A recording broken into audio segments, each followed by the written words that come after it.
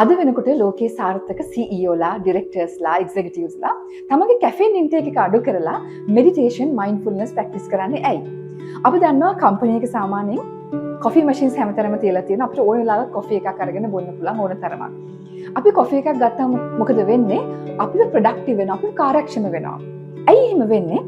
මොකද caffeine වලින් අපේ brain එකේ adenosine receptors block කරනවා. adenosine කියලා කියන්නේ අපේ මොලේ දවස පුරා ශ්‍රාවය වෙන රසායනිකයක්. ඒකෙන් තමයි අපිට නිදිමත එන්නේ.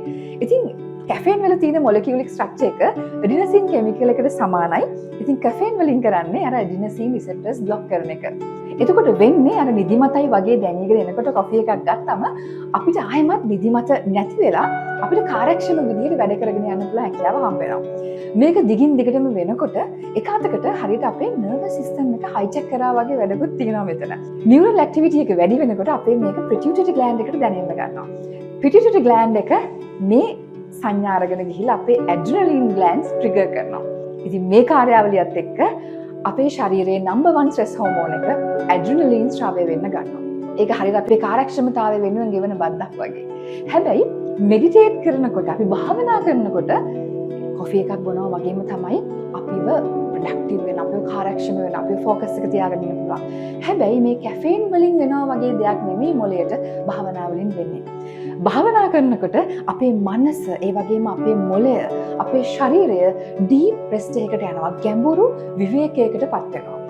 මේක හරියට කියන්නේ සාමාන්‍ය නිින්දකින් අපි ලබන රෙස්ට් එකකට වඩා 5 ගුණයකට ආසන්න ප්‍රමාණයක ලොකු රෙස්ට් එකක් භාවනාව මගින් හම්බ වෙනවා.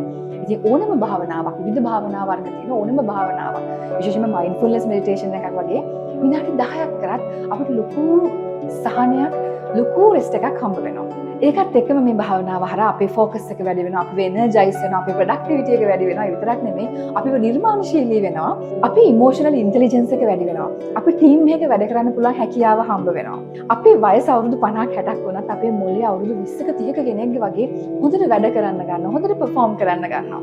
ඉතින් මේ නිසා තමයි Apple company එක mind technology කියන concept එක introduce කරලා Zen meditation, Zen mindfulness meditation ඒගොල්ලන්ගේ සේවකයන්ට introduce කරලා දුන්නේ. ඒ වගේම Google ආයතනය search inside yourself කියන concept එක යටතේ meditation space එකක් වෙන් කරලා තියෙන තමන්ගේ සේවකයන්ට. Yahoo company එක meditation rooms හදලා තියෙනවා. ඒ වගේම meditation classes කරනවා. ඒ විතරක් නෙමෙයි, Nike company එක mindfulness ඒ වගේම meditation coaches ලව තමන්ගේ සේවකයෝ විදිහට hire කරනවා. ඒ වගේම HBO company එක හැම සතියකම meditation sessions පවත්වන තමන්ගේ සේවකයන්ට. ලෝකේ සාර්ථක companies වල සේවකයන්ට මේ mindfulness meditation පුරුදු කරපු නිසා හෙල්ත් කෙයාර් වලට යන අති විශාල වියදමක් අඩු කරගන්න ගොඩාක් කම්පනීස් වලට හැකියාව ලැබිලා තියෙනවා. මොකද මෙඩිටේෂන් වලින් හයි බ්ලඩ් ප්‍රෙෂර් අඩු කරනවා, ඇන්සයිටි අඩු කරනවා, ડિප්‍රෙෂන් අඩු කරලා දානවා. ඒ විතරක් නෙමෙයි, රිලැක්සේෂන් වැඩි කරනවා. ඉතින් ඔන්න ඔය නිසා තමයි මායා දොරටු ඔන්ලයින් ට්‍රේනින් එකකින් එළියට එන සේවකයෙක් ඕනම ආයතනයකට ඇසට් එකක් බවට පත් වෙන්නේ. මොකද මායා දොරටු ඇතුලේ අපි ගොඩාක් මෙඩිටේෂන් ටෙක්නික්ස් කතා කරනවා. මන්ත්‍ර meditation, sound meditation, silent meditation, mindfulness meditation වගේ මෙඩිටේෂන් ගොඩාක් අපි කතා කරනවා සහ පුහුණු වෙනවා. ඒ විතරක් නෙමෙයි, මයින්ඩ්ෆුල්නස් බේස් ස්ට්‍රෙස් රිඩක්ෂන් අපි පුරුදු පුහුණු වෙනවා.